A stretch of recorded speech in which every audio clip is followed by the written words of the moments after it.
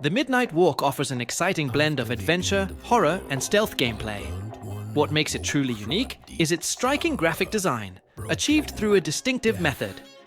The graphic design of the Midnight Walk was crafted using clay, with every element, including enemies and various objects, sculpted from it. These creations were then scanned in 3D and animated through stop-motion techniques. This title is brought to life by the independent studio MoonHood, whose team members have previously worked on the well-received games Lost in Random, Fee, and Ghost Giant. Our adventure unfolds in a dark, enchanting world, particularly on the winding road that defines the game. Playing as the Burnt One, we are joined by Potboy, a creature resembling a lamp, as we explore this path and discover 5 narratives filled with fire and shadows. We must stay alert to the dangers that the lurking darkness brings along our journey. Come along on this thrilling adventure, and remember to like, comment, and subscribe for more updates on the Midnight Walk and other exciting titles.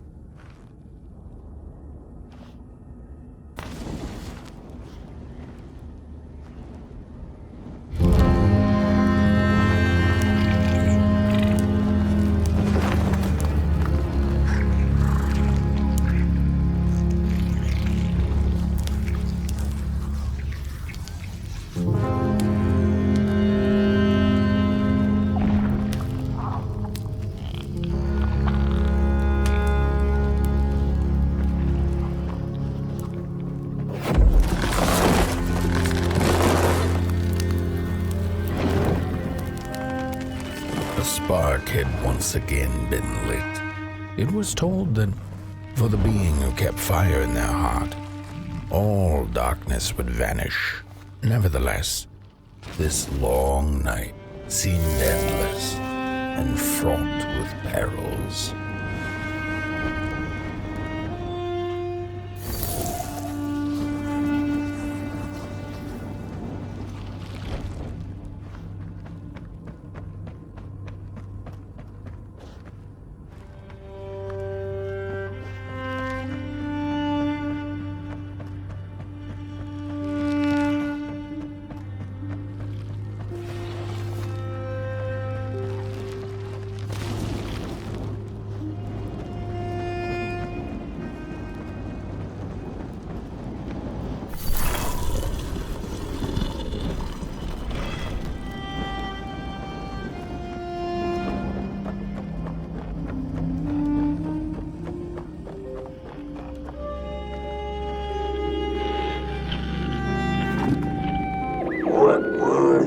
Thinking that thing was meant to remain dead. I'm never gonna come out again, no, sir. In here it's just me. Loathsome ragdoll with his mask. Alone in that piece. They burned it all away, and for what? Shine a little light on things? I can see just fine in the dark. In the dark, I can see everything clear as day. What were they thinking?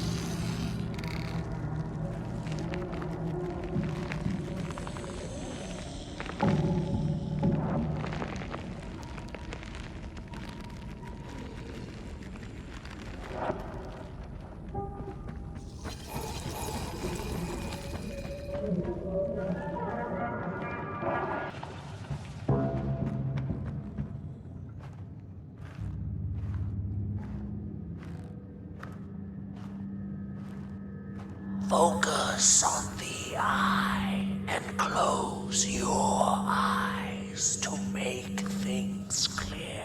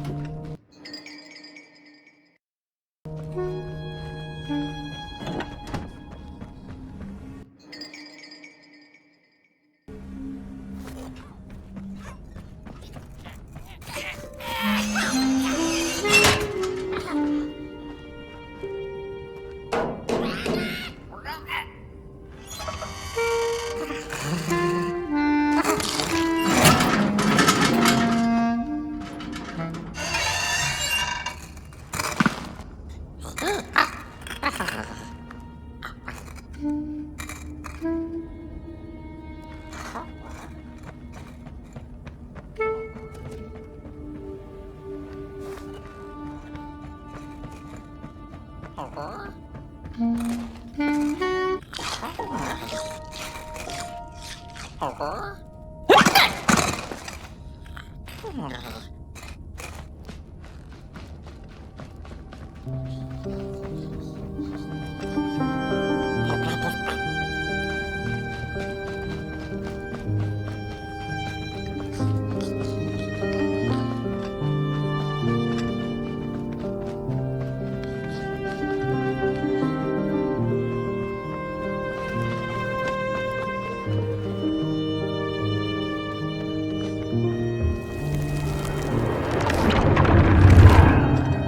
the midst of darkness, lo and behold, a friendship kindled.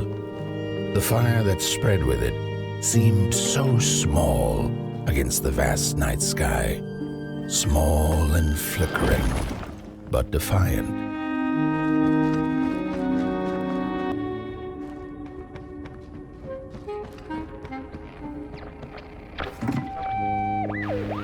With wire, clay, and fire, the craftsman built the foundations, followed by the trees and the rocks. And after them came little houses for us tiny ones to cower in. For existence was so big, so vast, that without a roof above one's head, one could have fallen straight into the skies. And yet, with all that stuff, they didn't know what to do with us. So I reckon that's why they built the Midnight Walk. For us to wander, for lack of reason.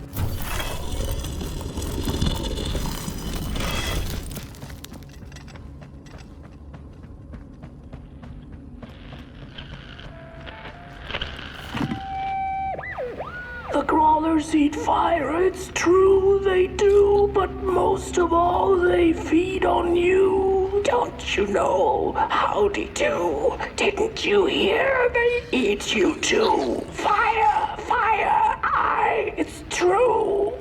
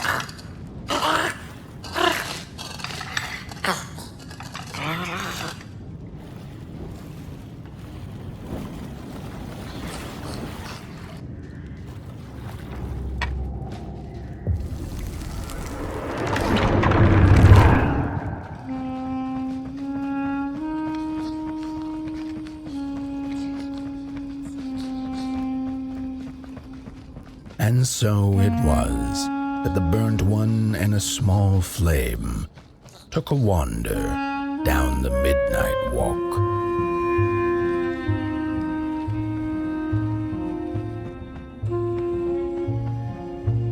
In the closing nights of this era, a wandering flame. How rare, a little Potboy. This is all.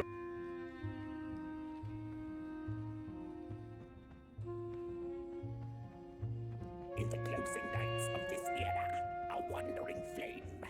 How rare, a little Potboy. This is already the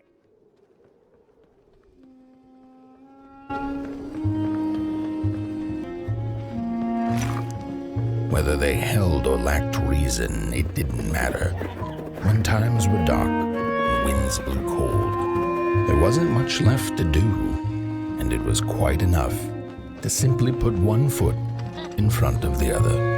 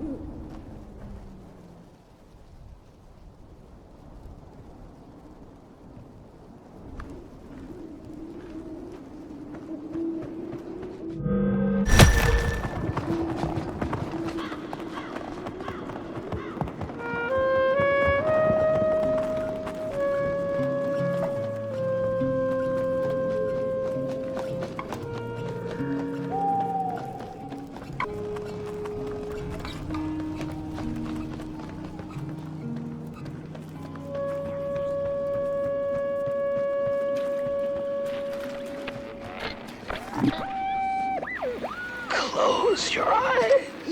Listen. They sense you. They feel you.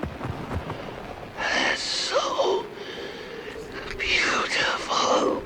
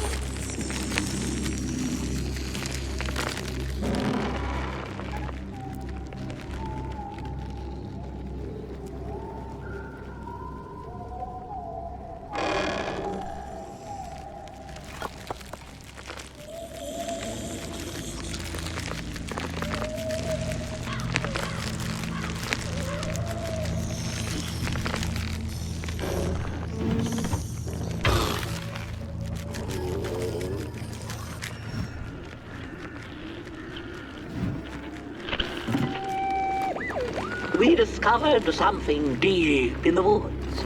Not crawlers or ghosts, but something else. Something in between. A presence that affects us all. We tried to trap it, but to no avail. We tried to slap a name on it, manifest a pair of glaring eyes in search of its face. Something to name, so that we could tame it. But the dark itself isn't any thing. It is less than nothing, and also more than everything. Behind and behind. And we invented these shell phones so we could try to talk to it. It picks up the phone on the other side, but it doesn't speak back. Not directly, at least. It transmits little, nasty recordings, memories or echoes of things that came before, that passed through its drapes. I wonder if one day someone will hear my echo.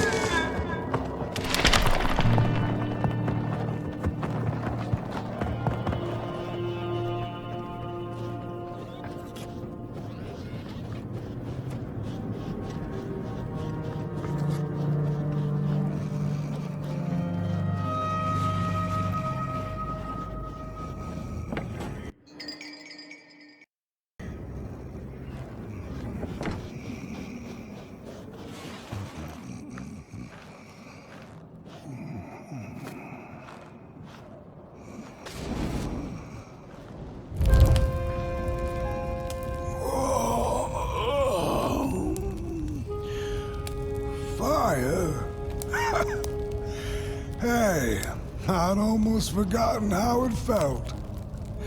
And salutations, Burnt One. Fancy meeting one of your kind here. You're the caretaker of this little firecracker?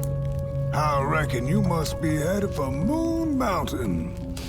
Am I right?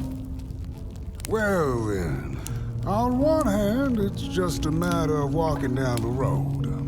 But then on the other, the Midnight Walk has a mind of its own, and a mind to teach its rider a thing or two to boot. So if you are intending to walk the walk, you better... How is he? Didn't see you there. So glad to see you back on the move. And as I told you, it ran away from its owners. It's been waiting for the right passerby ever since it ended up here. Well, Meg, don't let me keep y'all. See you down the Midnight Walk, and Burnt One. Wherever you end up this long night, keep that fire alive.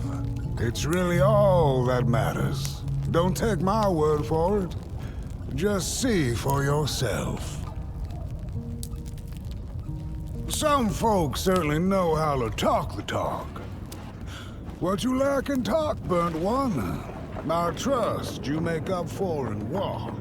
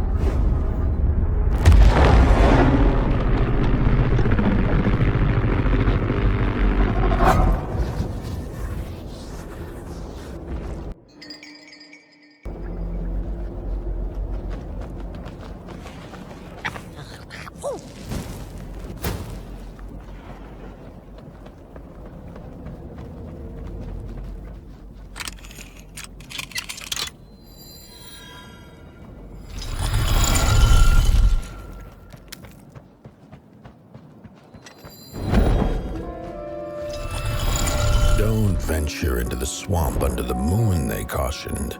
There, wild eyes watch, and itching teeth yearn for succulent heads like ours. Gone are the bodies of old, and they can no longer shield us from the terrors.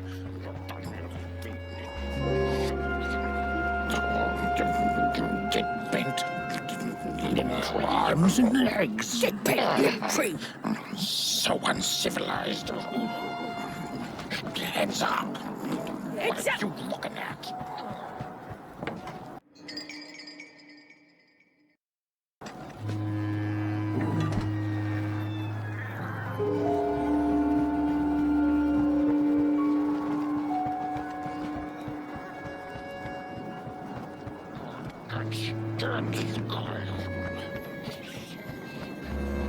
Oh, look at this fancy stick. No, my stick! Give it back! No! Oh, my stick! My favorite stick! Oh.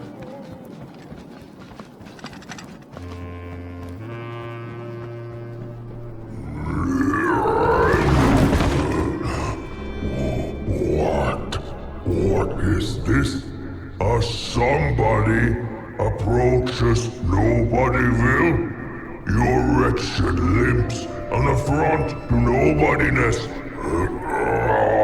Unless your fire can prove itself useful, there will be no passage for you, limb tree. Go away.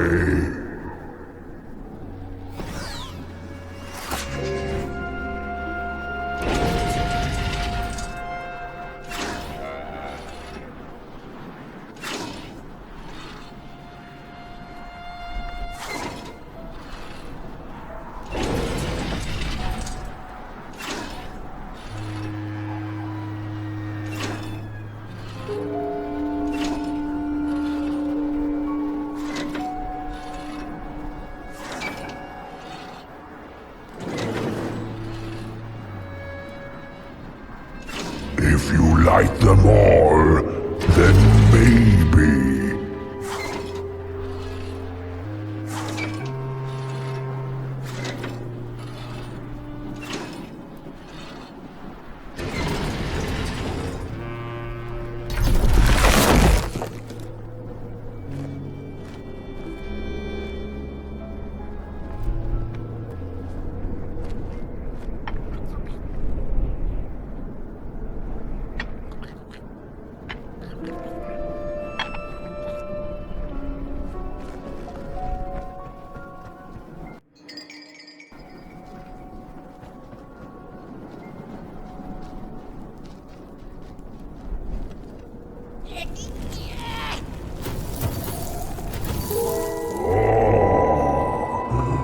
Candles have not been lit since before the great beheading. Now fire is back. Maybe fire can help us with our Molgrim problem. The headmaster will decide. Enter, then.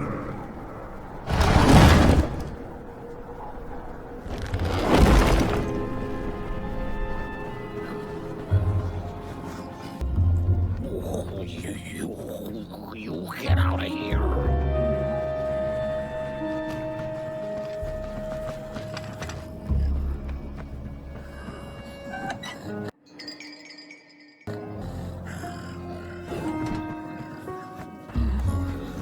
We don't take kind arms and legs.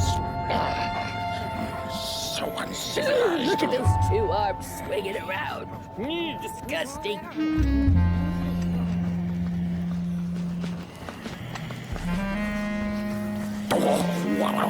What do you think you're doing here? You can't be here.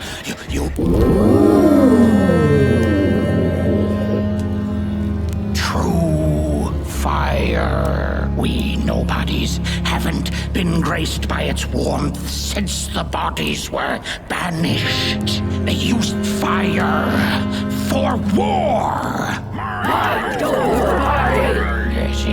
Now once more, the somebody disturbs our peace and sets fire on things with its tiny fire devil.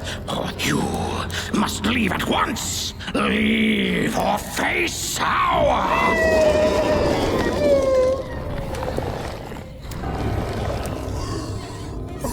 It's the Molgrim!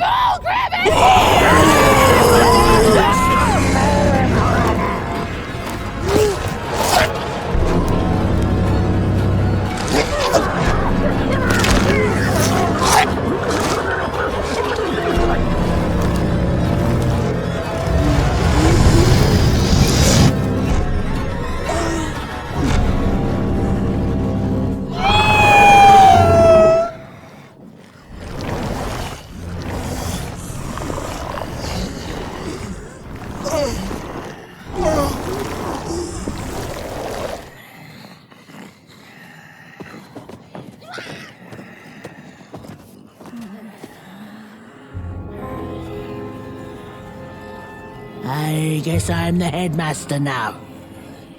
As you've observed with your own head globes, we have a problem. It is called the Molgrim. The Molgrim. Recently she has become bold, moving ever closer to Nobodyville.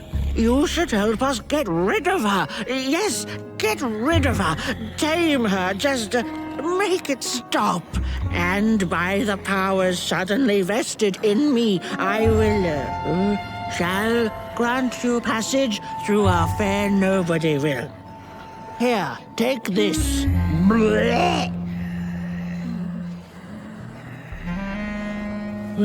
Now, go do the quest. Meet the problem head on. Tame the Molgrim, and we will. I shall graciously let you pass through Nobodyville. Mind over body! Mind over body! Mind over body! Mind over body! Mind over body! Mind over body!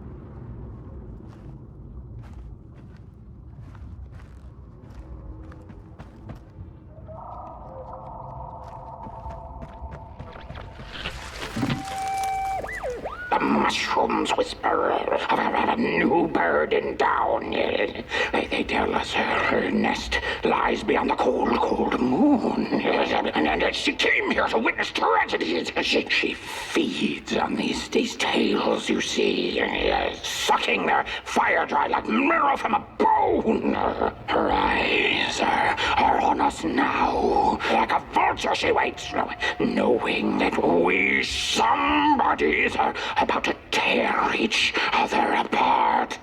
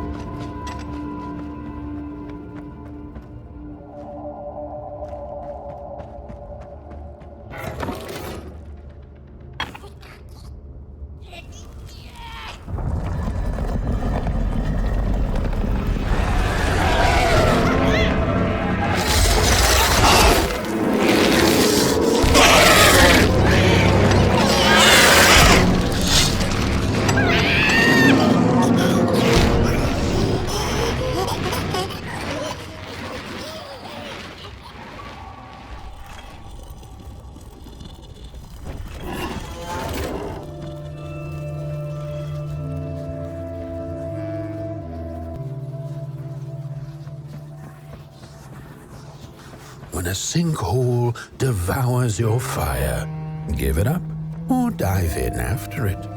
An old swamp saying.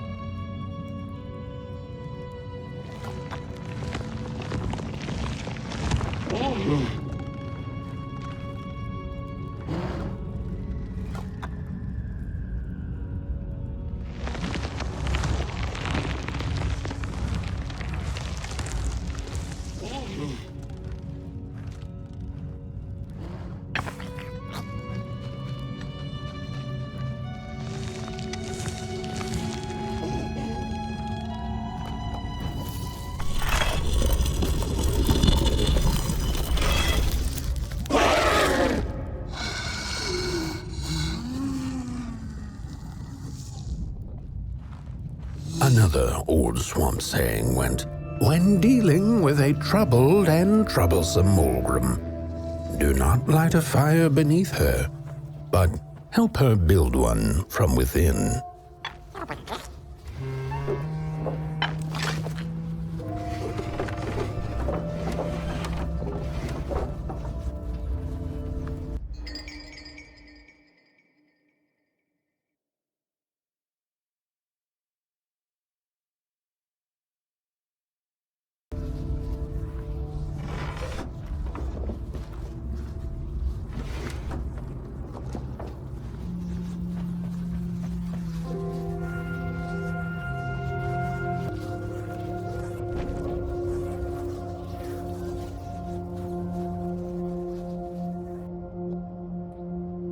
Oh, my neck hearkens the anguished howls of the Molgrim, and the bitter patter of feet. A somebody and its flame, albeit a small one. 'Tis enough, perhaps.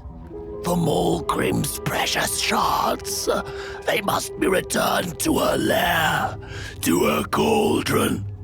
Only then may the cleansing fire burn.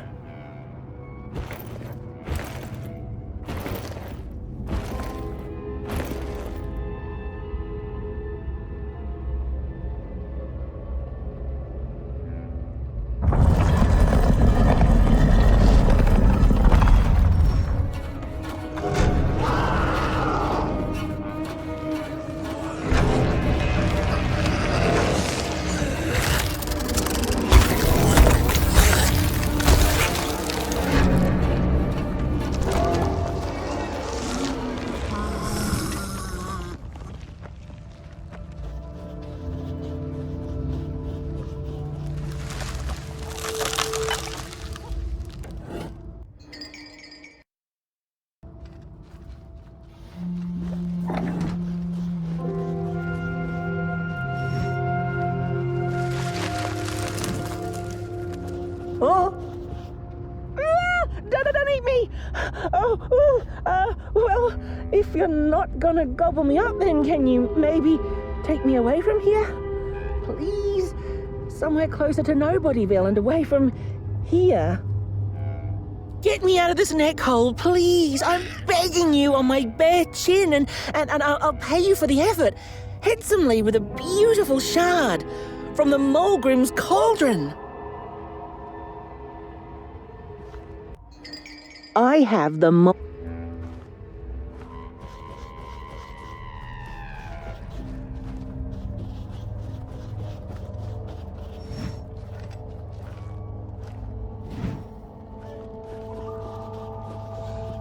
Watch out!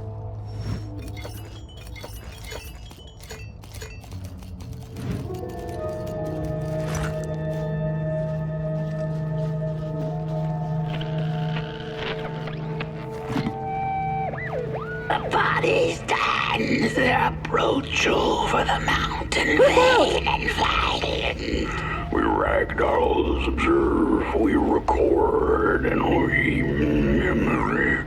Their faces wear masks, they do not know What is sordid yearning hides behind. the hands will tell. We put on a mask, we perform, and we put on a show.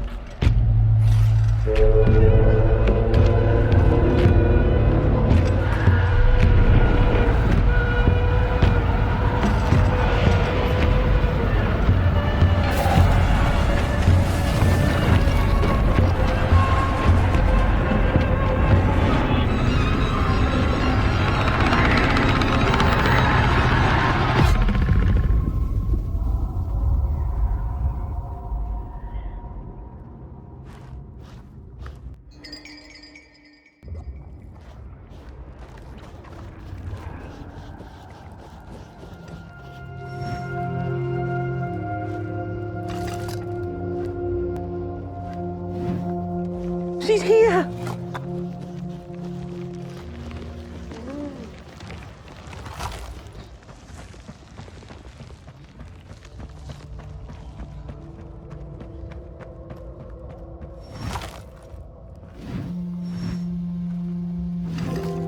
I appreciate the brain thought. Phew, thanks for saving my neck. And I think I have a reward for you. A real treasure.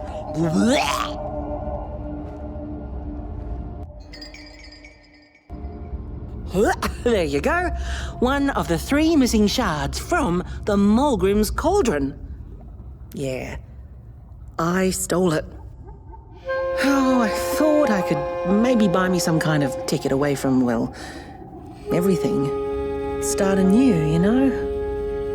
A good head on a pair of healthy, strong shoulders. Eyes on the horizon. Gosh, the horizon. Do you know I haven't seen it once since I lost my body? I really do miss my body. It's a real shame when you think about it, you know? The things that we do to ourselves, to one another. What we did to her, kind. All in the name of some sort of control. It doesn't make sense. Anyway, I guess I'm sad. Sad and sorry.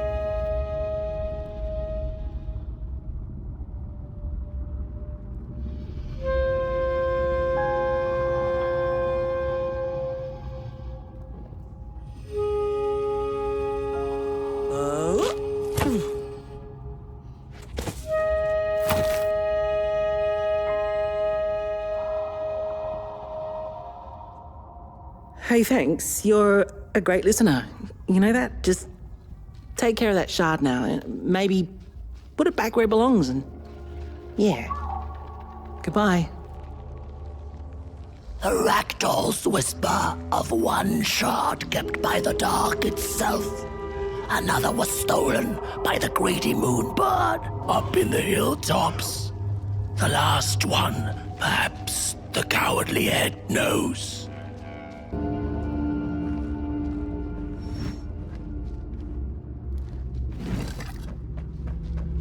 It's easy to lose one's head when everything you love is either gone, broken, or dead.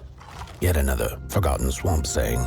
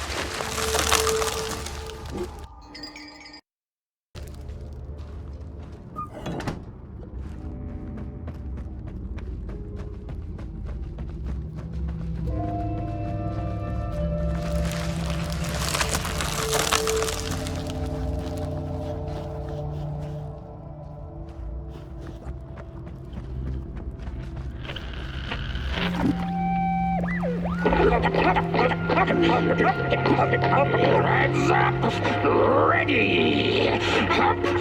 Rip with your boots! Take with your hands! Full of fire! The fire is ours! Take the charge! Take the fire!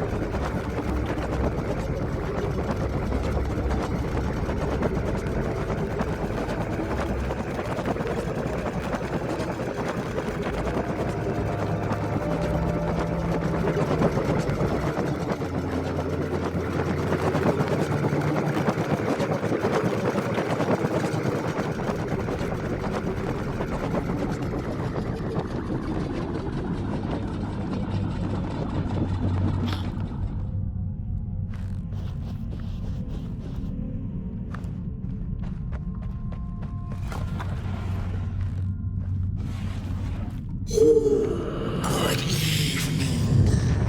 Or is it morning or afternoon? Hard to tell without a sun, isn't it? No, it is most certainly night, or moonbirds hooting wouldn't make sense at all. Speaking of sense, will you help an old bird find some in this story?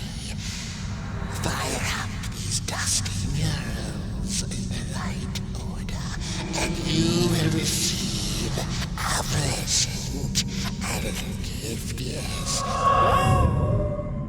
Bring the fire to the story.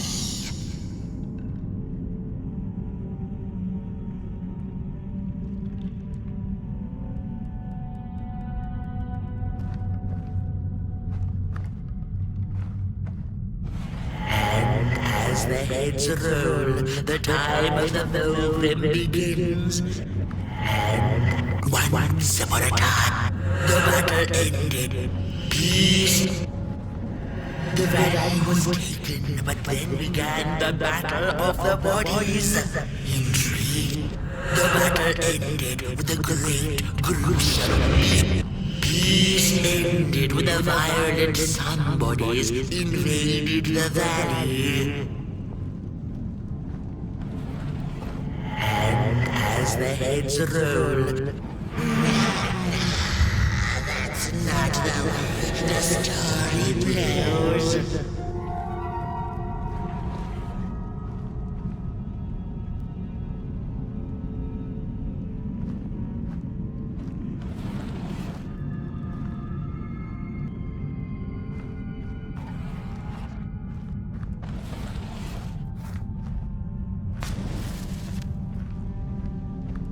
Once upon a time, the Molgrims lived in peace. And as the heads roll, the time of the valley was began the battle of the bodies. Intriguing. The battle ended. Didn't make no sense.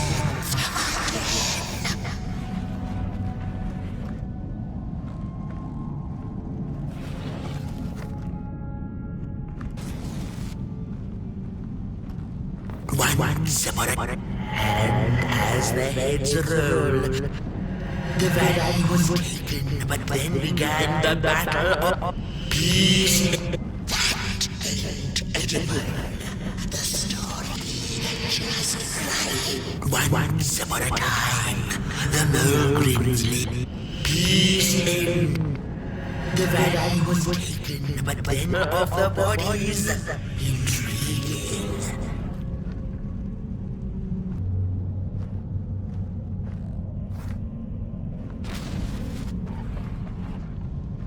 The battle ended with a great, gruesome head for time immemorial.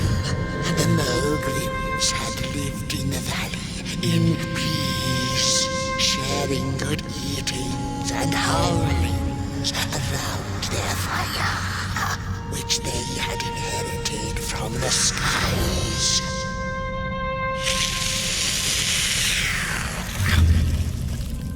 Then one terrible night came the violent somebodies.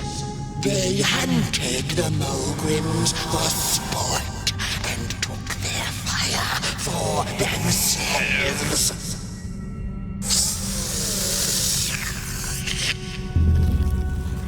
But the somebodies knew not what they were dealing with, for as soon as they held the fire in their grubby hands, they began to fight one another with it.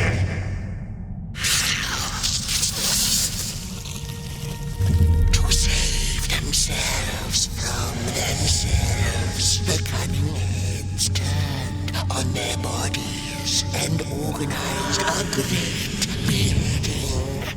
And so it was that somebodies became nobodies, and the bodies were exiled. A time of peace would ensue, or so the headlings thought.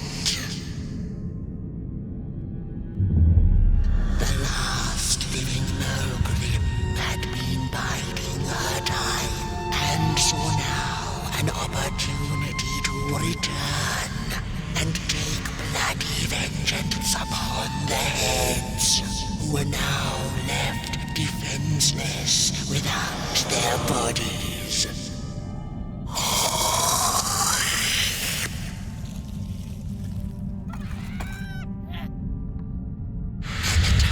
Of the Molgrim begins anew. A storied meal indeed. Moonbird thanks you for feeding her and proudly upholds the promise. A gift. A shard from the Molgrim's own cauldron. It looked so shiny in the moonlight. Moonbird simply had to take it.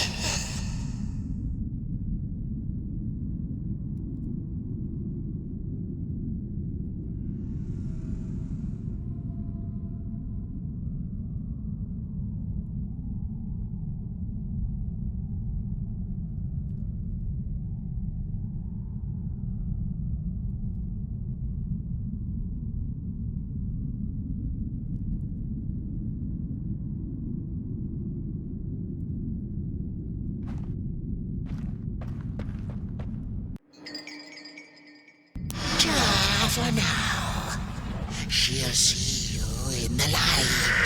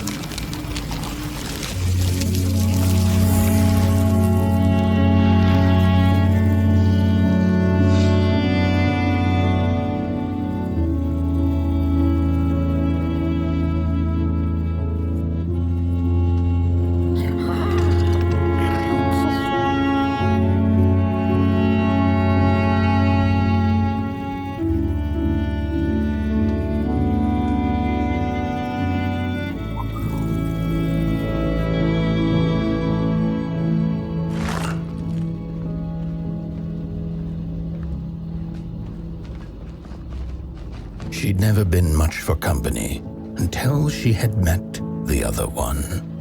He had shimmering scales, an appetite for life, and carried a faint scent of rotting leaves she found irresistible. Oh, how they used to laugh at the distant stars, bitterly, together.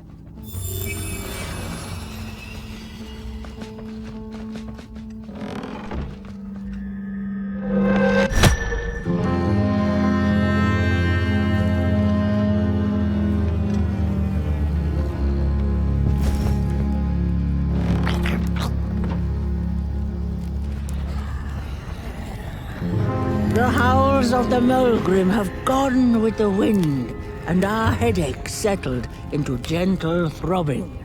Thank you, somebody, for you have not only graciously saved our necks, but also demonstrated the value of brain mass and heart blob working together. Could it be time for the bodies to return? We must convene on this matter, and you and your wandering flame must now leave through our gates and keep on walking the midnight walk to Moon Mountain. Moon Mountain! Here you go, somebody. This key will open the town gates. The mountain once again beckons, and the call is answered. Fare thee well, and take good care of your flame. The dark itself is hungry.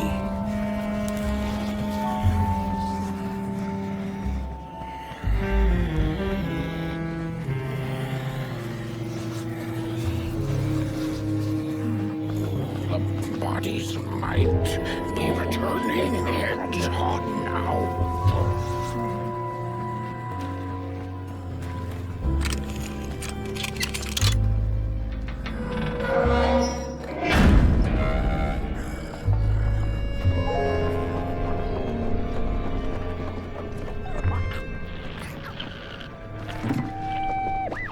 I've had enough. First it was the big Molgrim hunt, and then when they forced us out into that make-a-forgiven swamp. I hate hiking, and then when we had nothing left to hunt, we started fighting each other, and then Mr. Mayor gets this grand idea that we should chop our own heads off and banish our bodies. How does that even scientifically work? I've had enough of civilization.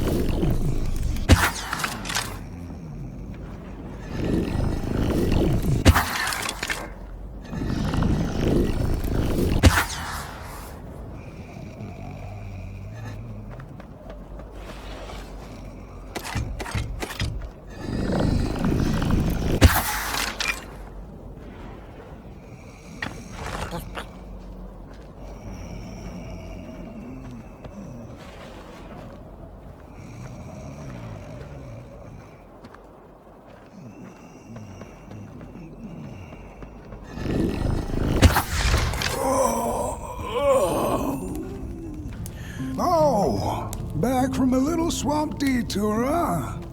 Hope the heads didn't give you too much trouble. At least your head looks attached to its shoulders and your friend's is, well, burning. So do not despair. should you once again lose your way along the midnight walk, you're probably meant to.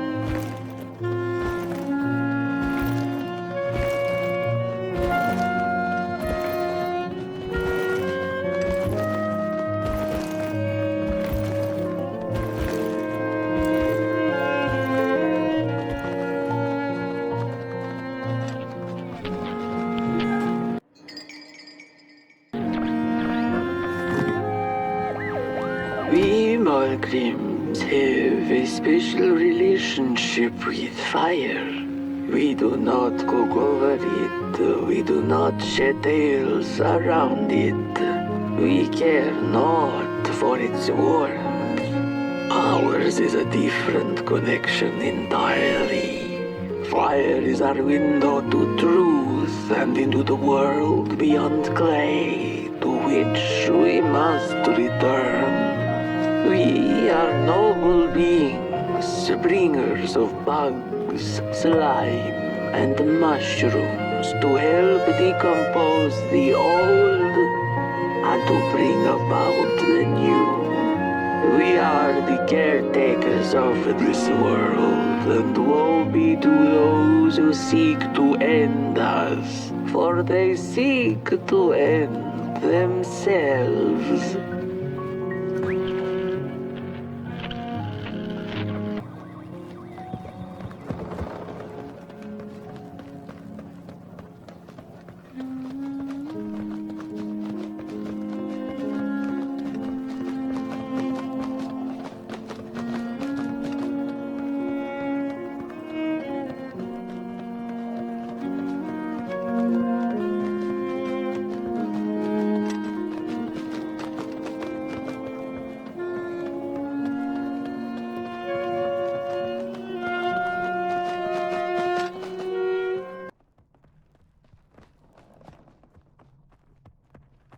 Dreadful was the day when the sun vanished.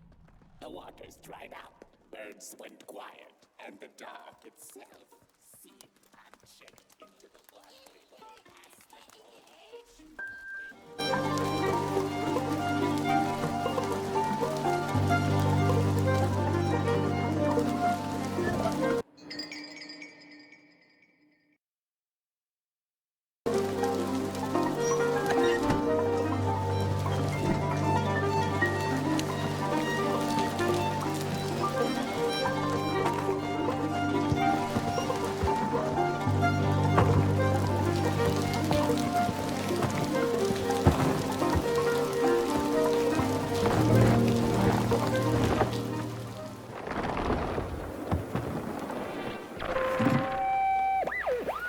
I had a flame once. It was beautiful and bright. Spread its light, brought me and my neighbors warmth. and it was always hungry. No matter how much I fed it, it kept on growing and growing. And one day gotten big enough to start walking the long road, I didn't guide it. It dragged me along for the ride. I followed it for a long time. Would the road ever end? What was the point of the walk? Things kind of spiraled. Road took me on dangerous detours that didn't make sense. Before I knew it, my flame began to fade until it... Well, I don't think I was meant to carry this flame.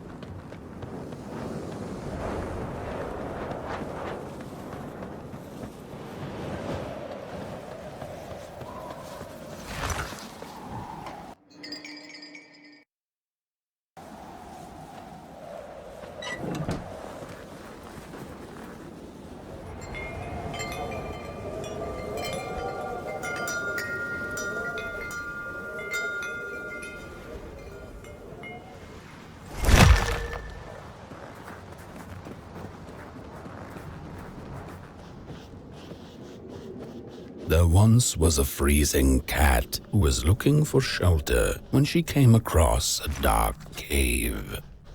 "Step into my abode," offered the dark. "It will warm you if you surrender your wants."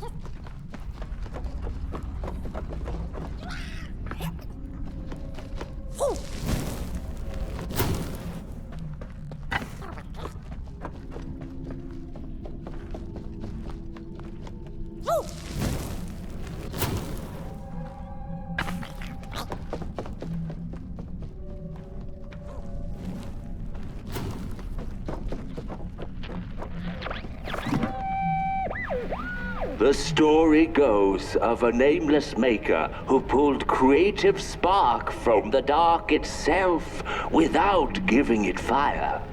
With his dark source, he managed to create swaths of land in no time. The dark itself waited for a gift of fire, but the maker just kept on taking. Too busy building his crooked fences and watchtowers, kept his fire locked away in his chest. One day, he decided to create the first people to inhabit and appreciate his creation. It was then that the dark corrupted the Maker's clay, guided his greedy hands into creating not people, but the first of the fire-eating crawlers. And they crawled into this world absolutely starving.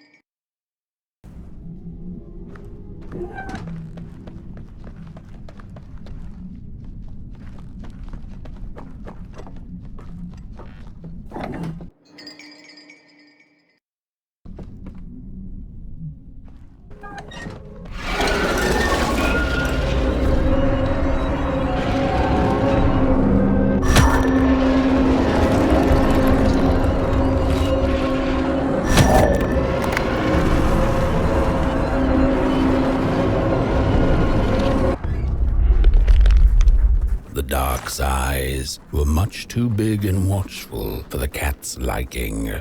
She went on to find warmth somewhere else.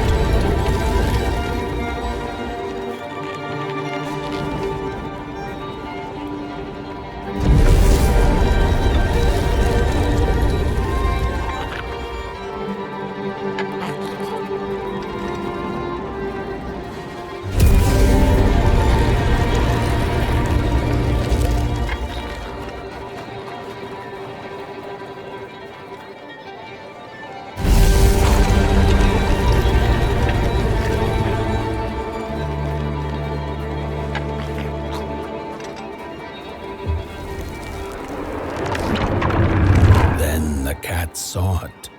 Rooftops piercing the sky. Approaching the town, she was greeted by a crone. Come, kitty, kitty, you must be tired. Sit in my lap. Share your soft fur, and I shall warm you for a spell. So you and I can talk again. I hope this works, because that was my last one, and well, it's cold now, but it doesn't matter. We can finally talk after everything. So, how are you? Do they have fire where you are? Not the hellish kind, I hope. Is Father there too? I think you should talk to him again. I know it doesn't seem like it, but I know he loves you still. I love you. Still. I can't feel my hands. I can't feel anything.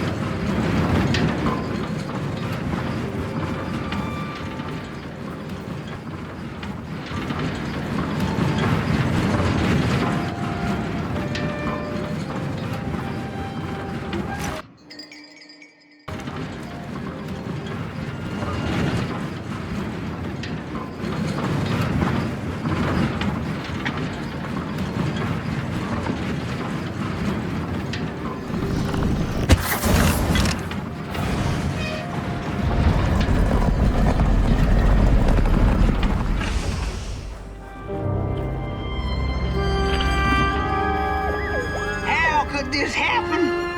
Whoever did this? Oh, the flame warms the righteous, but the wicked who love destruction, the flame burns with a passion. How will we warm the furnace? Feed the thief to the furnace! Feed the thief to the furnace! Coolhaven is doomed! On the wicked the flame shall rain fiery coals and burning sulfur. A scorching wind shall be their lot. Come forth, thief, and confess your hideous crime!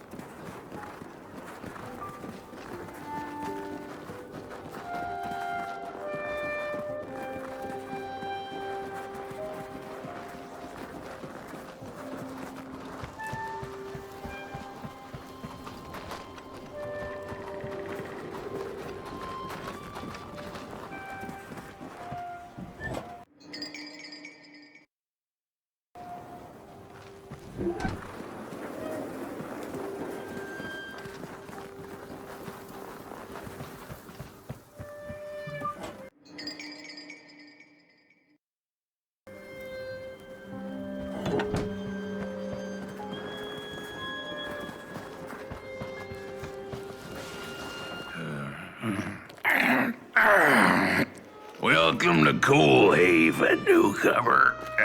Good to see a flame in these parts again. I'll be your guide tonight. This furnace here used to run on coal and fire, don't you know?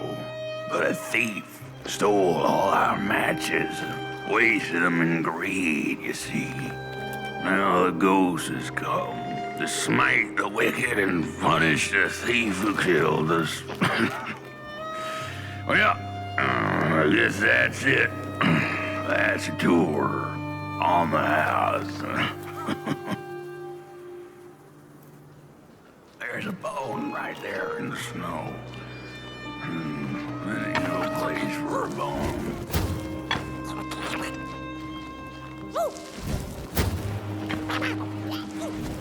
Your flame could bring back war to our graves and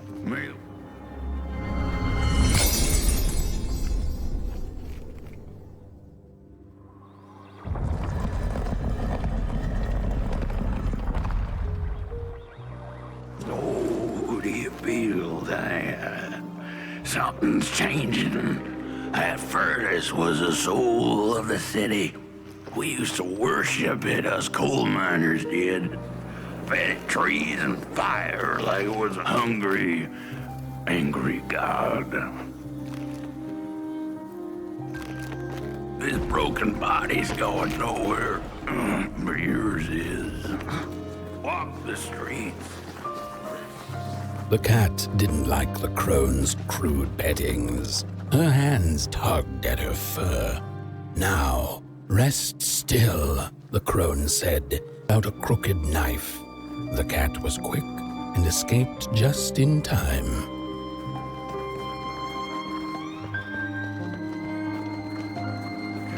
Coolhaven's ugly and vengeful, a great man.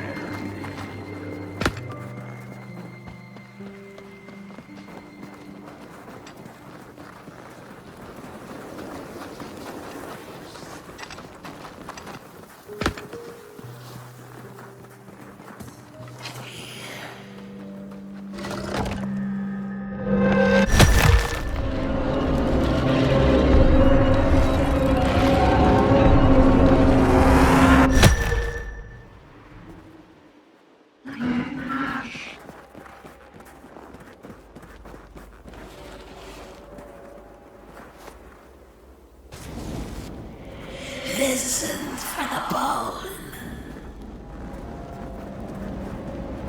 The cold imagine. Listen.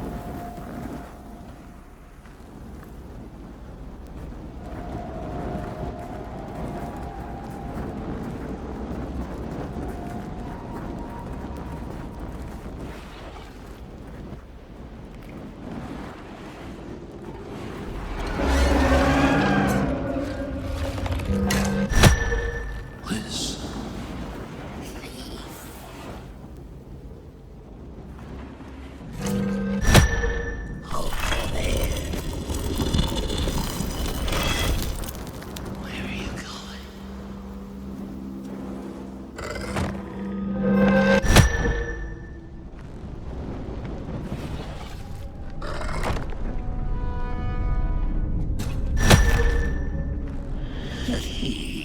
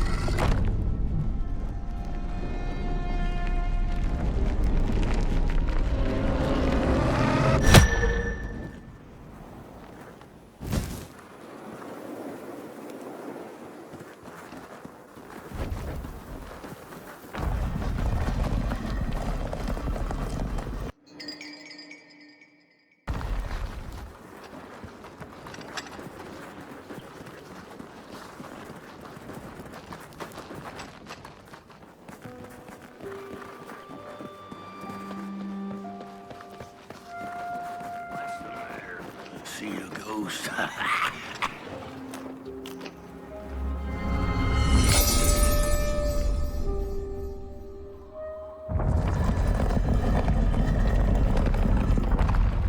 The thief loved the stars.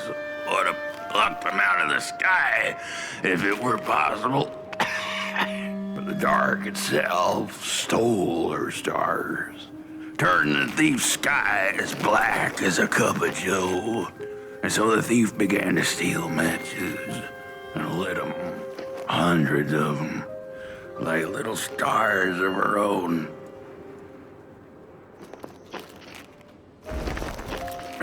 The crooked path to the house on the hill lies.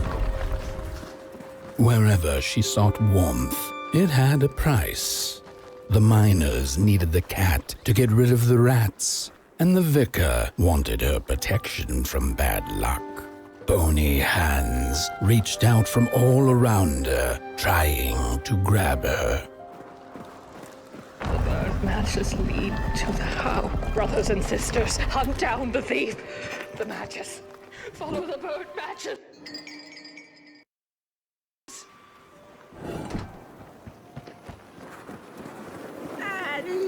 The trail of blood. We're running out. You've met your match thief. Left there. No matches left to light the oven. We'll freeze.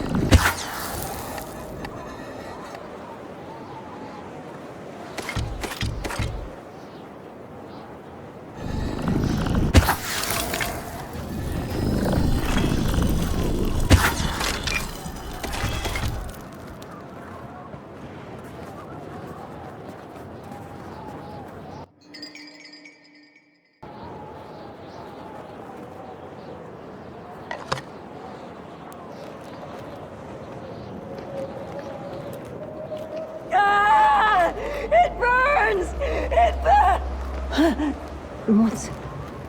Oh, this isn't my body. The fire, did we snuff it out? Where's... Did I save them? The house. It's ruined. Well, it wasn't supposed to go down that way. They locked the door, threw the key into the woods. Huh. There was so much anger, and now there's nothing. This body is so uncomfortable.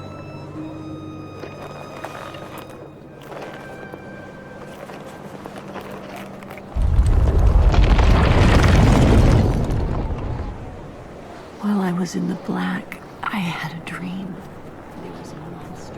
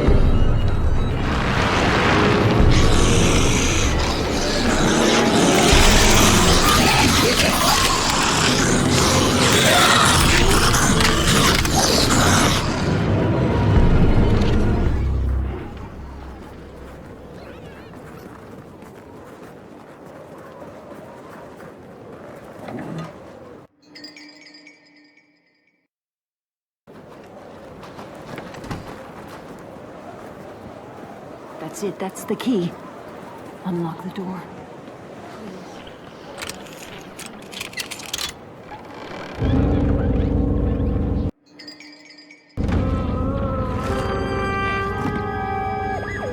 Furnace is getting weak. Council says we're running out of matches. We'll have to harvest more trees then. I don't like it. Losing the forest like this. Not like we have a choice. Mom, Dad! Oh, girl, you startled me. They're coming here. All of them. What's that you're holding? It's just a match.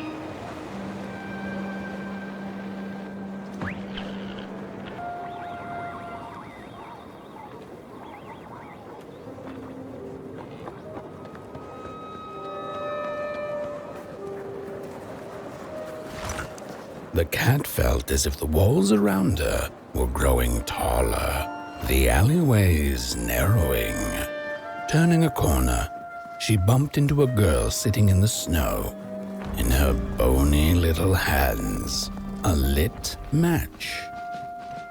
"What do you think of my star?" the girl asked. "Isn't it pretty?" Crooked path to the house on the hill lies open.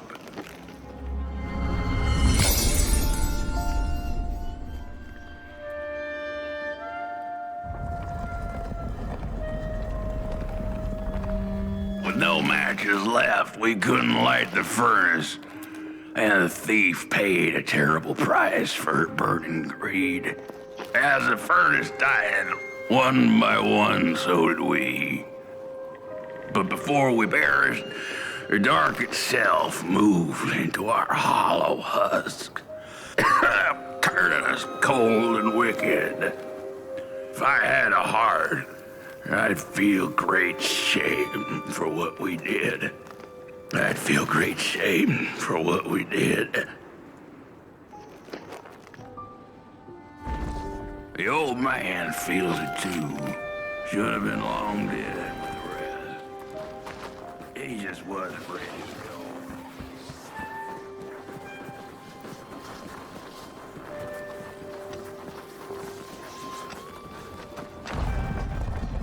We killed the bee.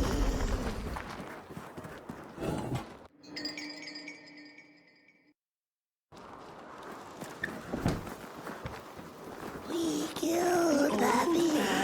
Quest for us, I do not believe. Shame.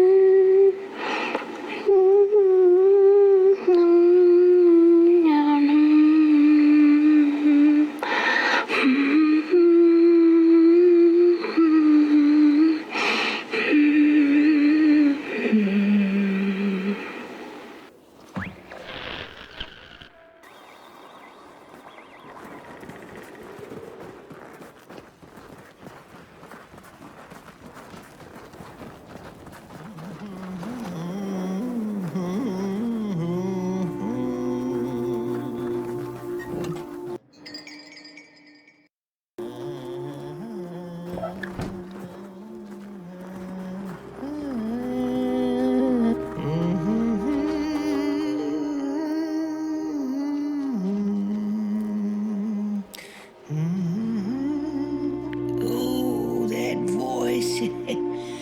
What I wouldn't give to hear her sing again. Those sweet, sweet tunes like fallen leaves of the trees that were. Such a waste. Such a shame. I wish I could hear her sing again. Just once. Just once. Oh, I know she stole from us. I know what she did to our town. But she could sing. This town's not much without fire, no. But it's even less without song. If I could just hear that lullaby one last time, I know I'd be able to move on.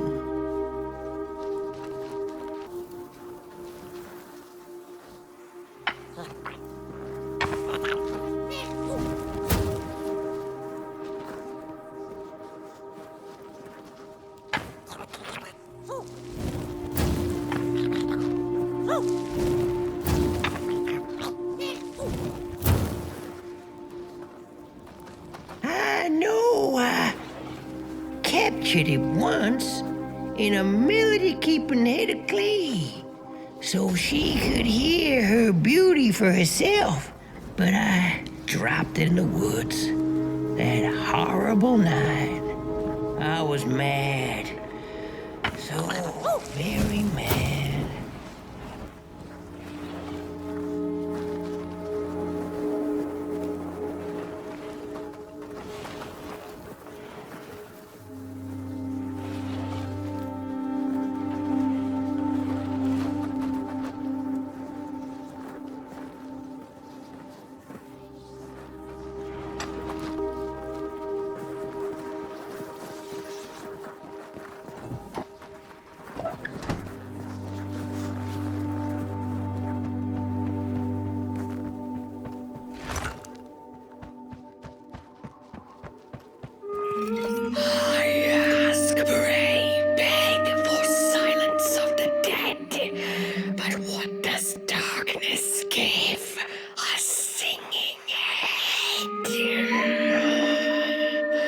all of them dead like us, yes. But the song, it lingers.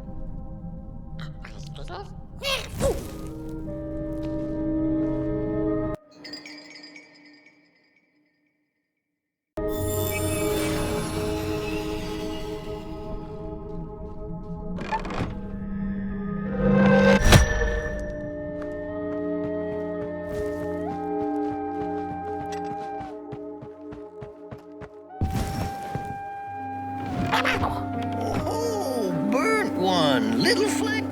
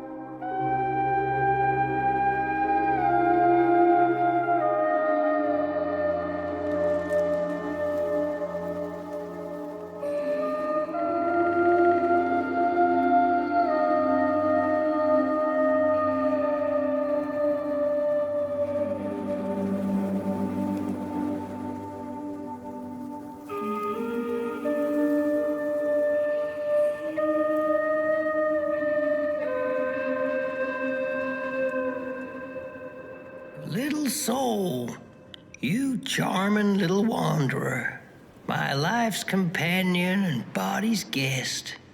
Where are you off to now? I don't know what I thought would happen. I feel a strange warmth, but just as cold runs deep in the earth. The girl offered her burning match, her last star. But the cat could tell she needed it all for herself. Grateful for her unconditional kindness, the cat left her to her ghosts. The matches were plenty, and then there were few.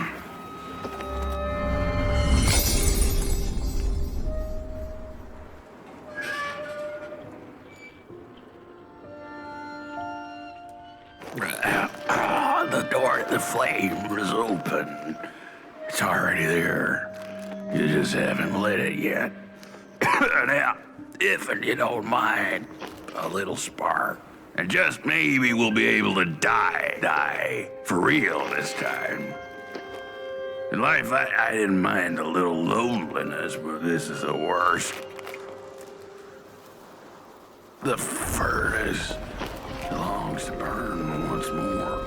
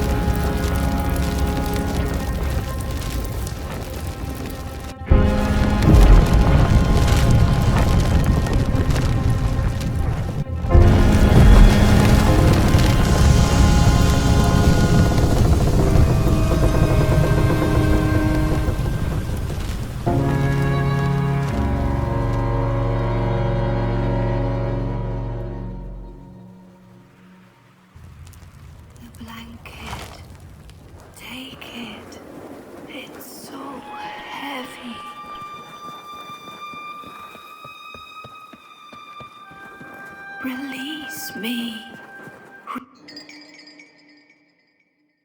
Remove the shroud. Light the match. The match. Light it. Please. One love.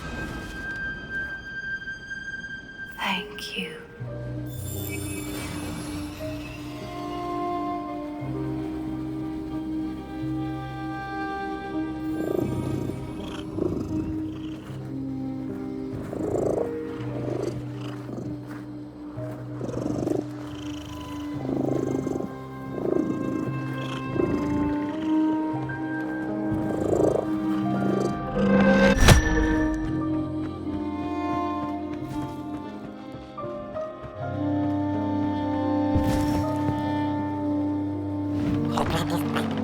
The cat finally settled in front of a giant burning furnace. In its bright flames, she could glimpse a dark future.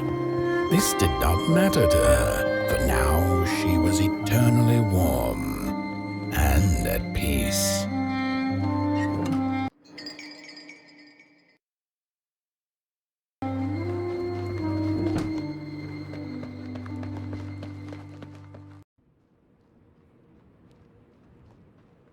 The flame burns still, and the fire has spread along the wall. The cold takes its toll, and Potboy's flame flickers, but it is still enough. There's a fella who watches over the midnight walk, pointy hat and a hollow gaze. He's been around longer than you or I. Some say he was one of the first sculptures to have breath. Some say he's not from around here, but from another maker's work table entirely. Some say he's seen what lies beyond Moon Mountain, but I just think he's lost like the rest of us, and he's waiting for the right one to come along. Waiting for something that'll give him that eureka for his song. He keeps his banjo by his side, but he never plays it. Strange, but he's in no hurry. He's got all the time in the world.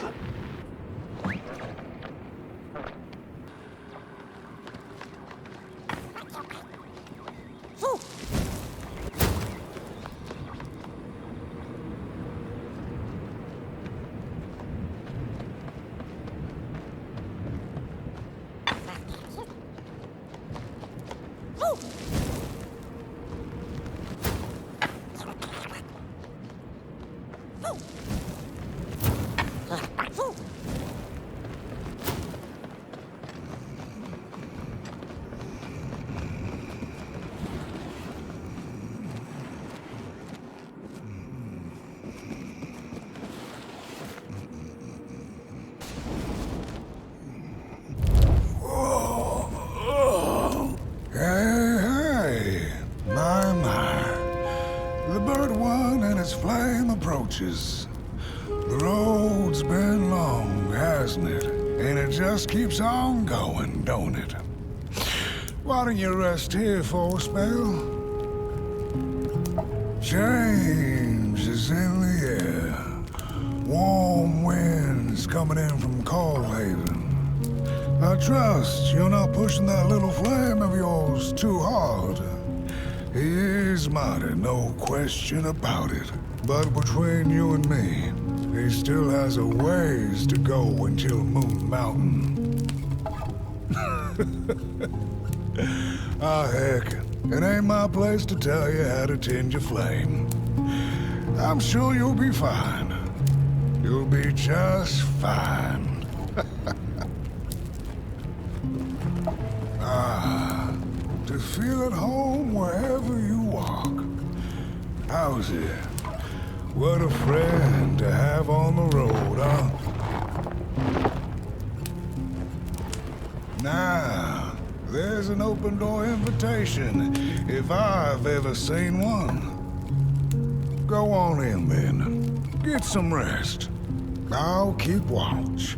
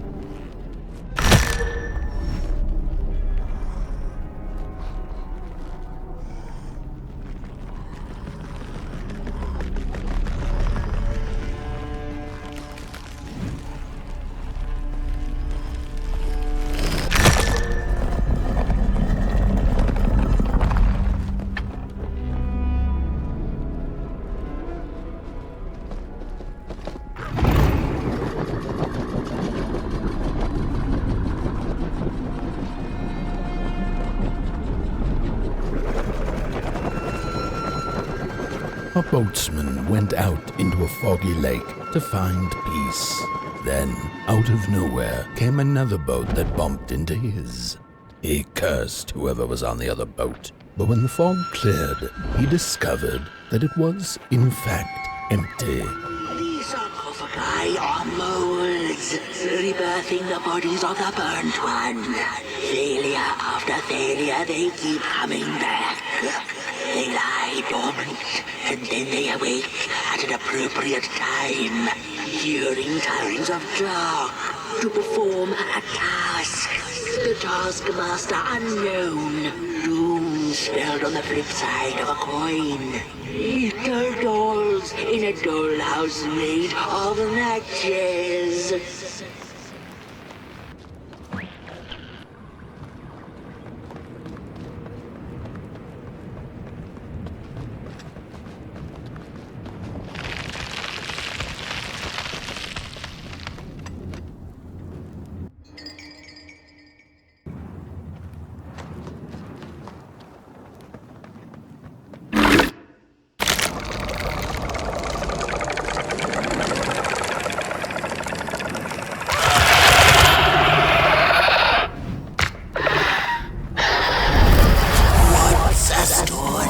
Without a little adversity.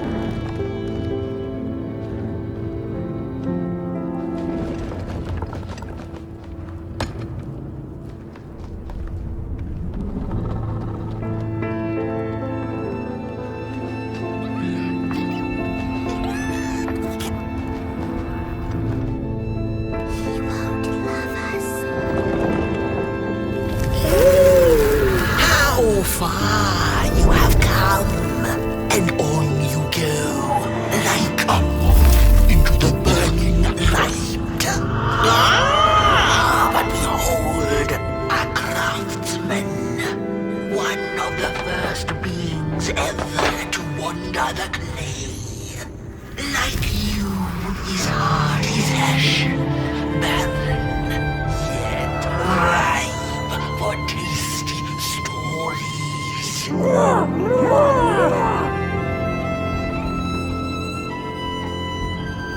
By now, you must have learned there can be no tale without spark. No spark! No wrath! Light the fuse. It will guide the burnt one, and mayhap feed Moonwood. A symbiosis most reasonable, don't you agree?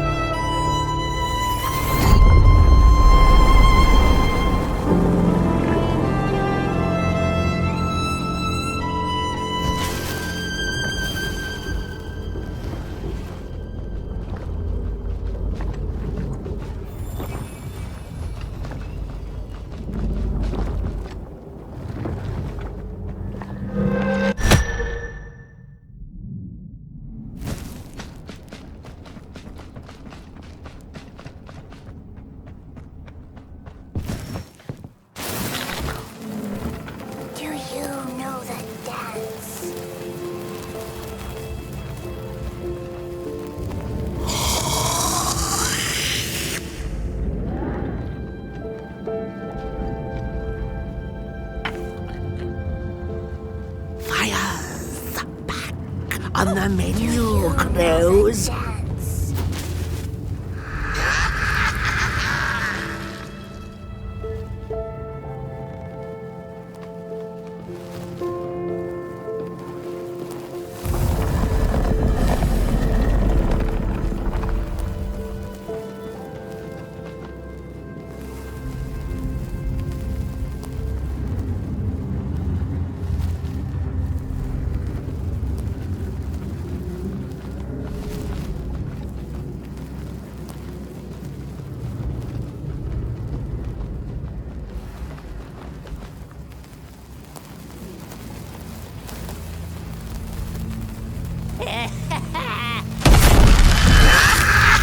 I see you.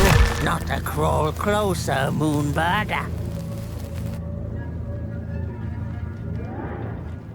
Avert your greedy gaze. The moving pictures are not for you.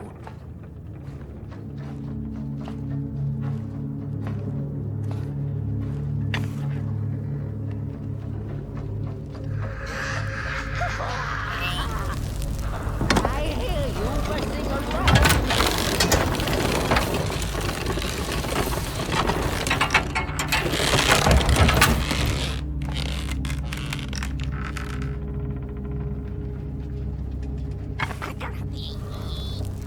What are you doing back there?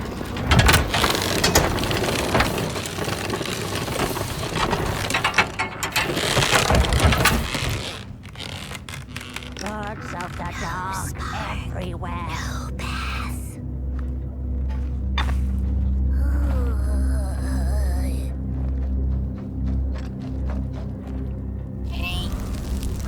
What are you doing with?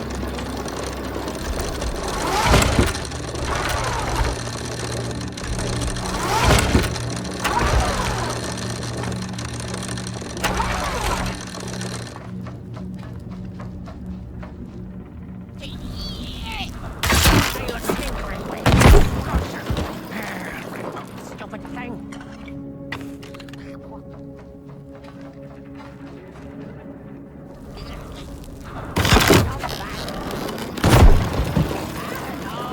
Jammed.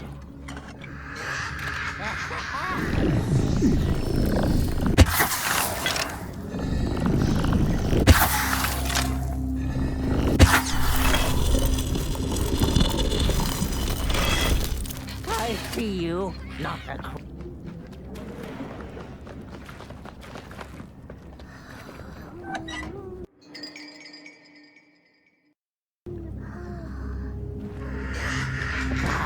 eyes, ever watchful, they want our stories. The pictures, they're moving again. Forbidden. It is forbidden. It is forbidden. Hush, no talking in the theater, fools.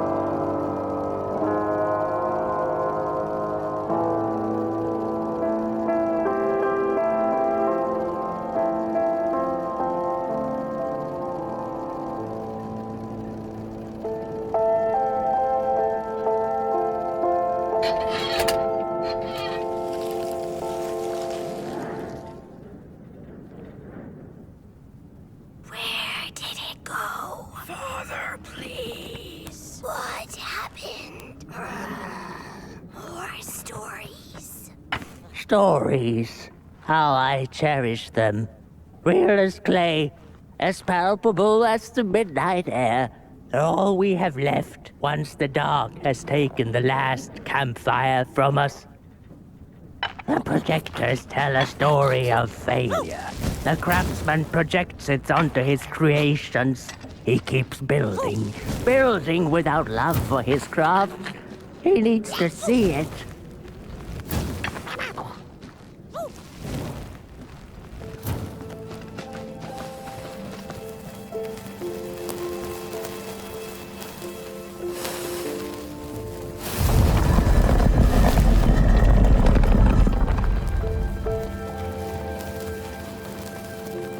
The potter, stuck in the sinking clay in which he had dug so greedily, spoke his final verse.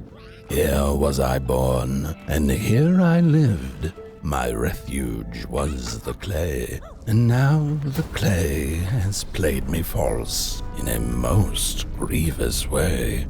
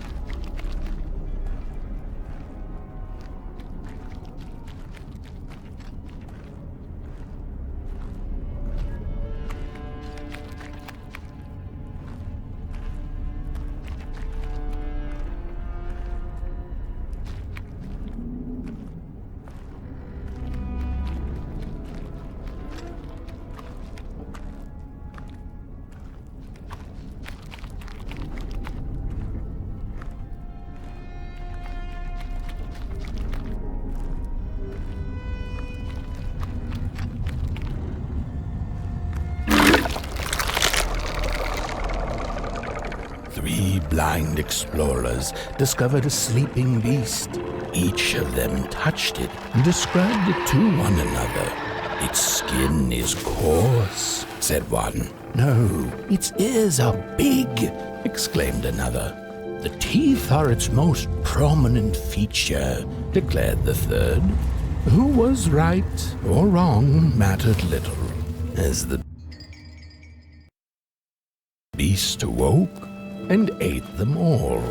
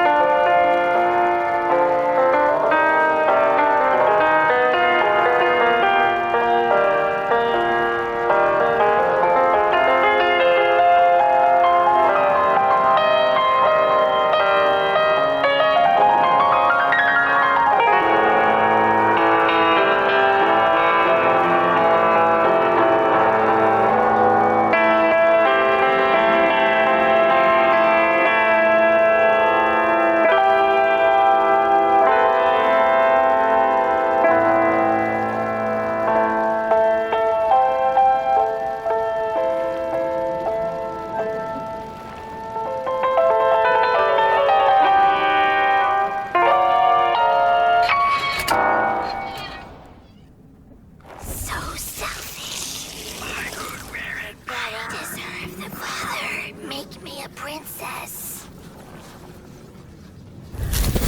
Look at these sorry reflections of the daughter. None of them will ever dance. Ever feel the warmth of their maker's heart. They can never be enough.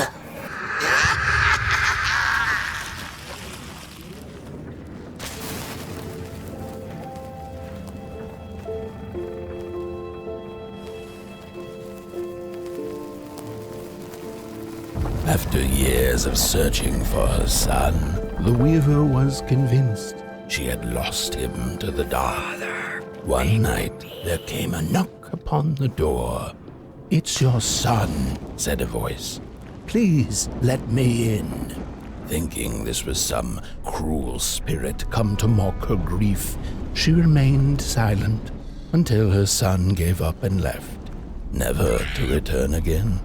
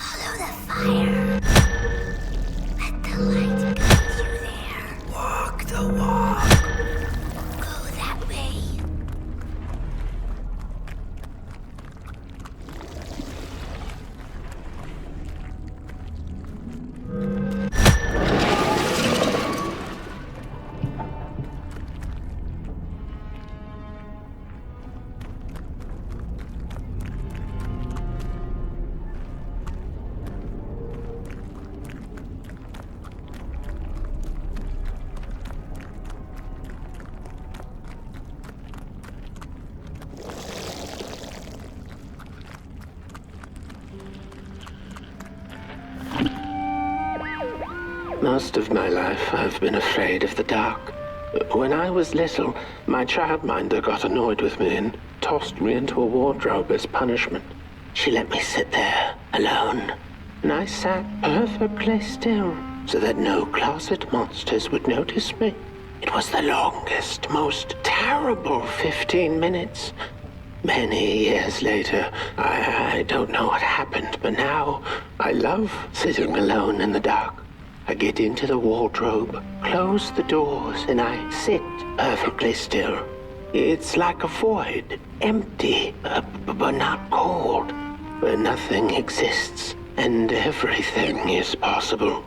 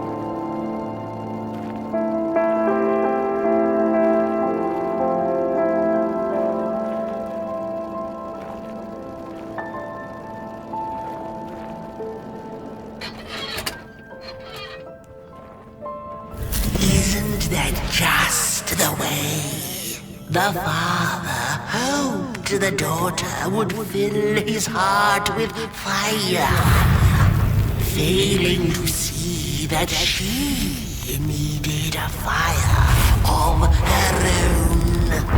His princess danced away, and he stayed behind, cemented in his ancient groove.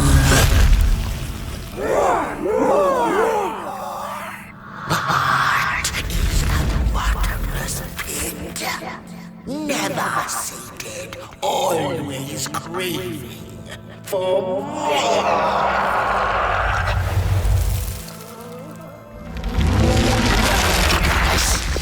Enough! Keep on walking the midnight walk.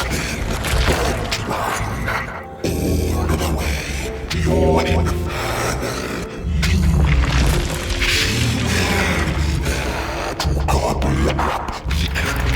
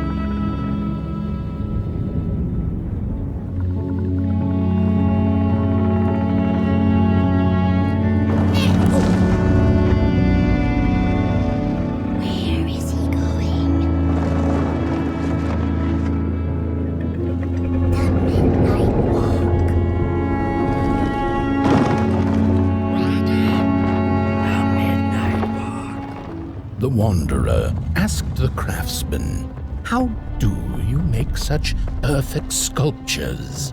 To which he replied, "Oh, there's nothing to it really. I go into the dark woods. I find the sculpture already waiting inside a tree. And then it's just a matter of carving it out."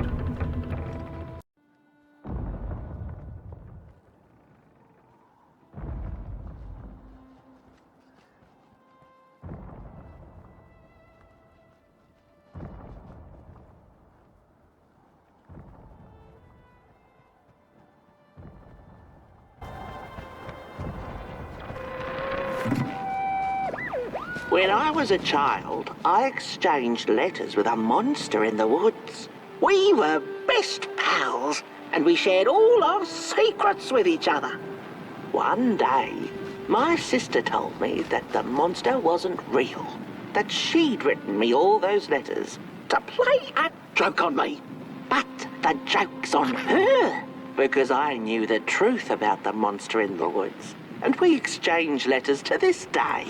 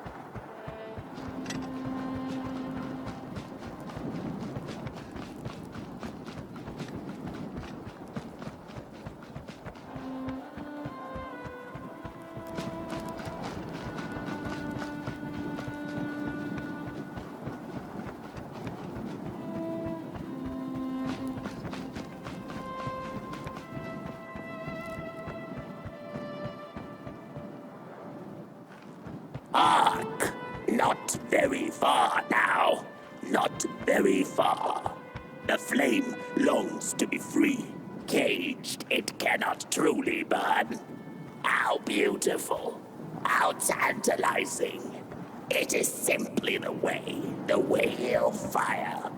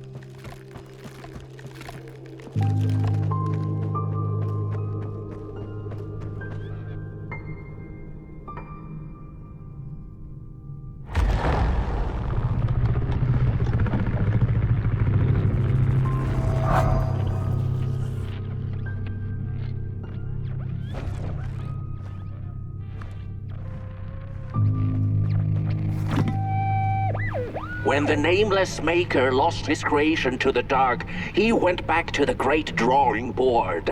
In his desperation to regain control, he made an attempt to sculpt the face of the dark itself, something he thought he'd glimpsed in his nightmares. But the face wormed itself out of his mind's eye, and instead his twisted sculptures came alive, grinning and many-legged. Thus, the grinners escaped and seeped into this world as a reminder to the maker that there is always something to smile about, even when things don't go the way you hoped.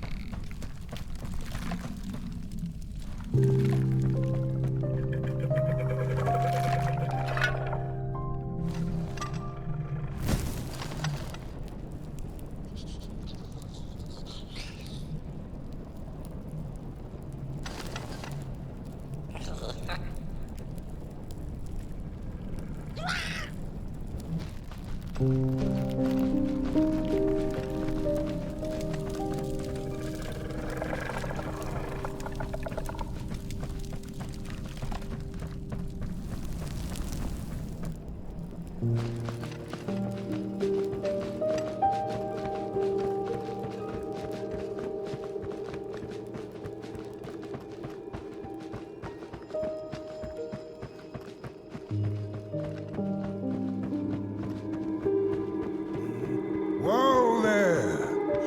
You look like you're about to move a mountain. That's what I get for trying to get in the way of a flame and its destination. Let him walk his walk. Ain't nothing gonna stop him now, looks like. Fare thee well now, burnt one. You're going to Moon Mountain, and that walk is for you alone. You have a tough decision ahead of you to make, just like the ones who came before. But they're all long gone. In the end, all there's left to follow is your own heart.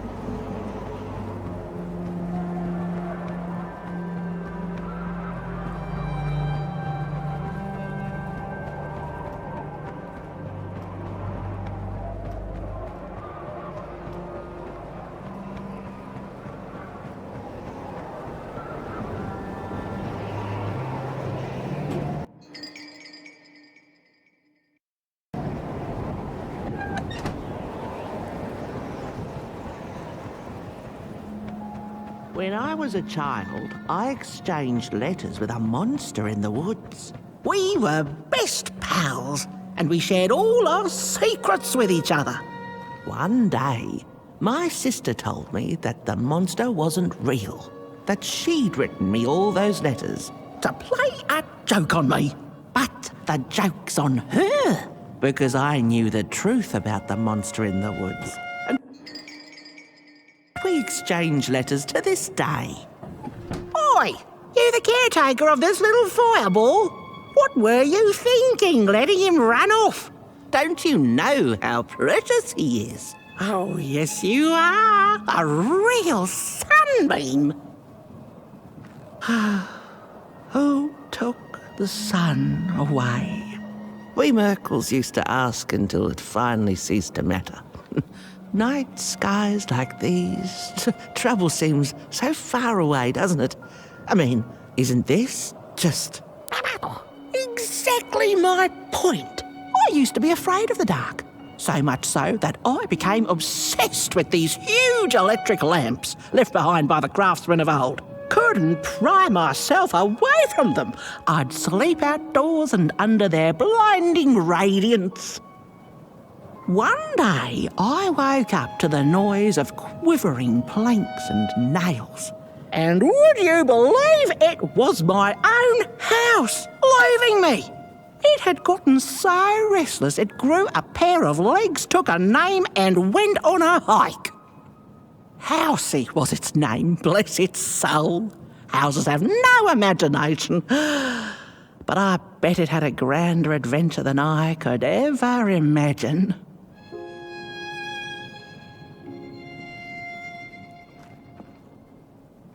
This little flame is your home, burnt one.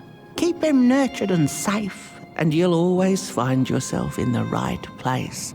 Through the rain, in the dark, and over Moon Mountain.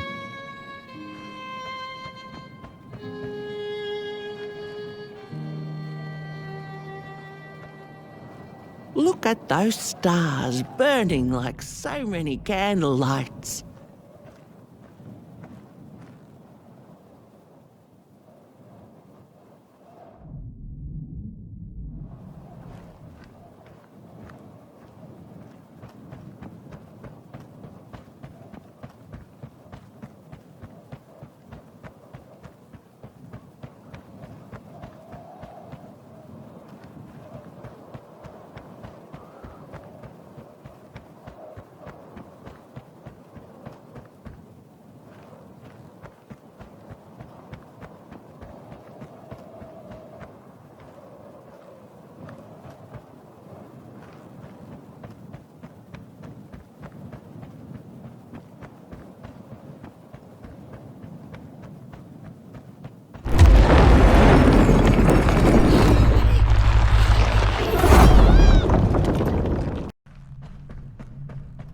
What is the dark?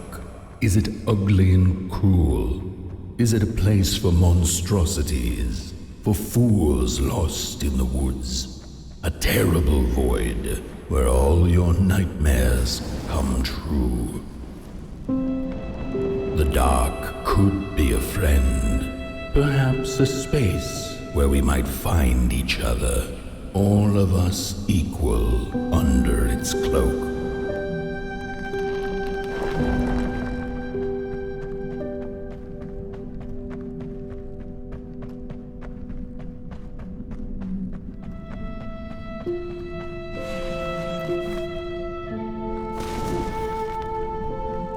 The dark could be an embrace and the release of the old, like taking off a tight shoe, laying bare one's feet, and taking a first step onto a new adventure.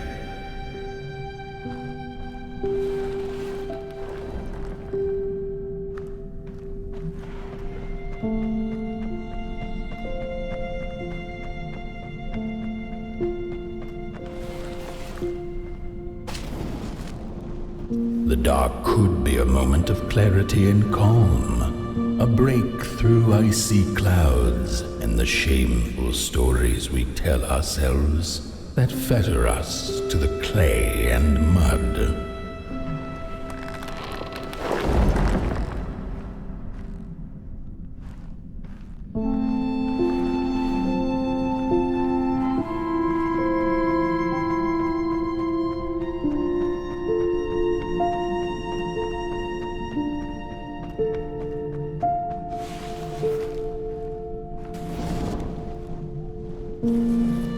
The dark could be the space and time that we need to recover from the death of a dream and the quiet promise of new beginnings waiting on the other side of grief.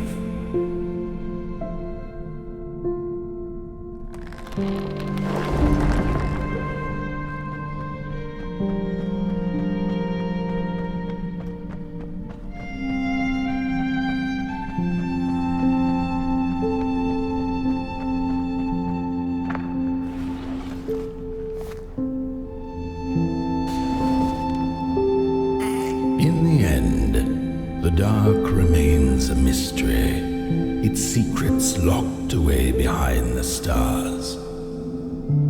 But one can rest assured that it is always there, watching, patiently waiting for us to enter it, with fire in our hearts and with eyes wide open.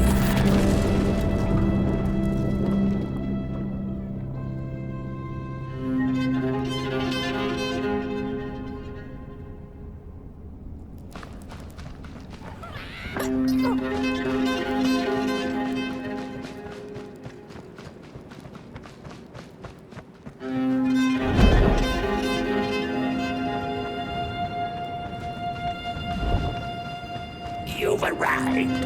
Hark! Your fire is dying. But the last embers will light the final fireplace and send your Potboy home. Can you do what you must?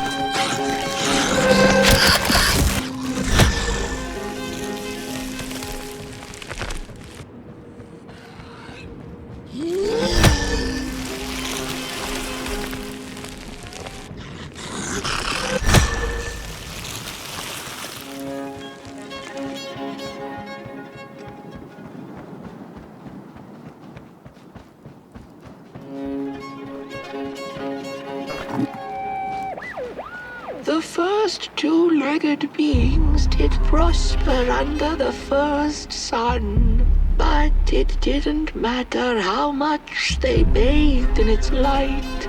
They craved more. They sought to cage the sun, harness its power, and make it theirs.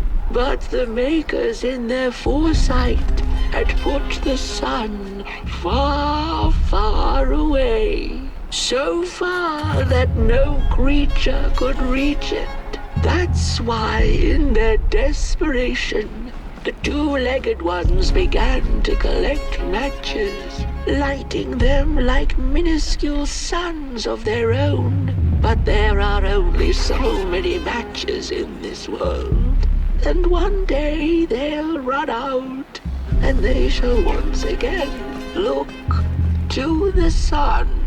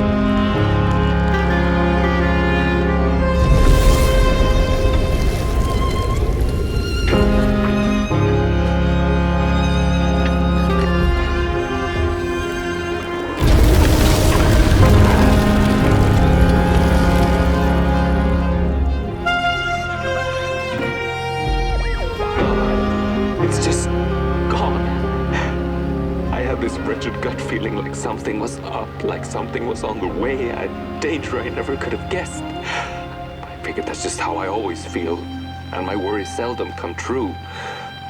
And now here I am, and I have been for some time now, and it just won't come back. I'm thinking, while I had it, I didn't know what to do with it, how to care for it, enjoy it. But if I had it again tonight, I'd probably waste it all over again.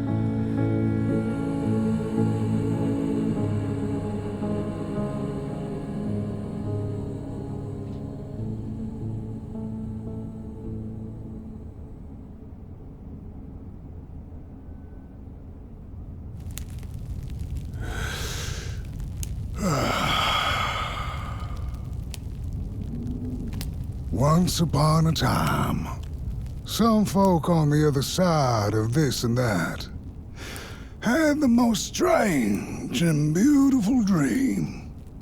I hope that tonight you caught a glimpse of it, and I wish you the levity and grace to smile in the darkest of times and on the way down your midnight walk.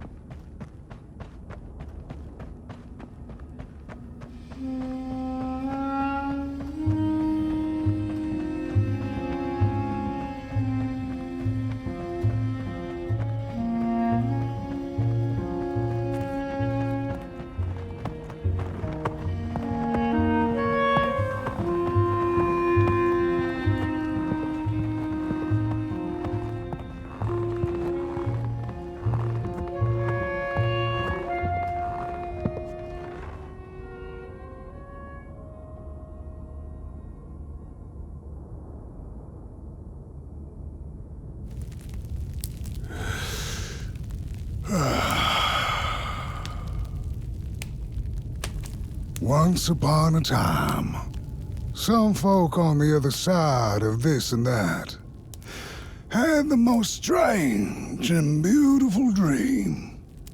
I hope that tonight you caught a glimpse of it, and I wish you the levity and grace to smile in the darkest of times and on the way down your midnight walk.